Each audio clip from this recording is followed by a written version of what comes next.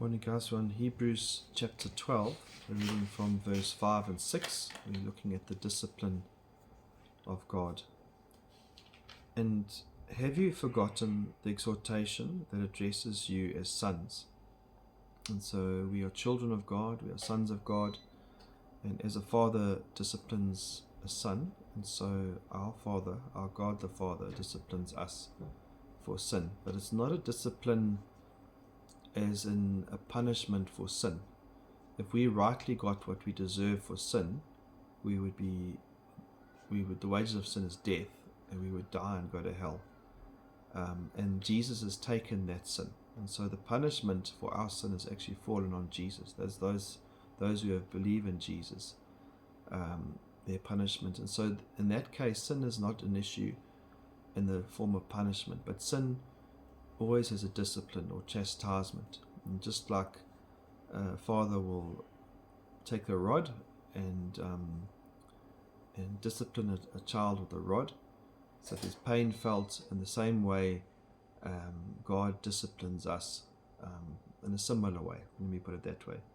And so he goes on to say, "My son, do not regard lightly the discipline of the Lord. Not be weary when reproved by him." Yes, it's difficult, and it's not nice to be disciplined, but it's for our good. He goes on to say, verse 6, "For the Lord disciplines the one he loves, and chastises every son whom he receives." And he goes on to say that if you're not a child of God, if you're not being disciplined, then you're illegitimate. You're not a child of God. So every single child of God must get disciplined, just like every parent must discipline their children. And so we learn through discipline. We learn through chastisement. That word chastisement is actually quite a strong word. It's used in the sense of a flogging or a beating.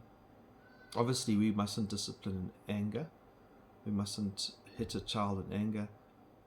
It's in love. The whole process must be in love. So you're explaining to the child why they're being disciplined, and so God also explains to us.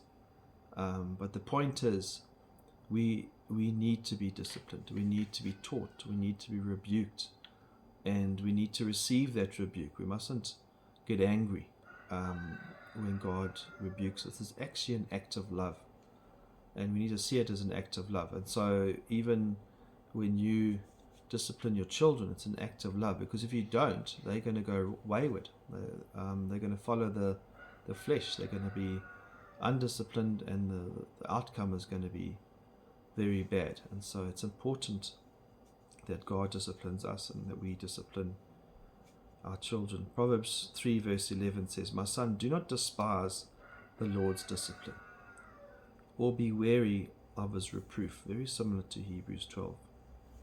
"For the Lord reproves him whom he loves, as a father the son in whom he delights."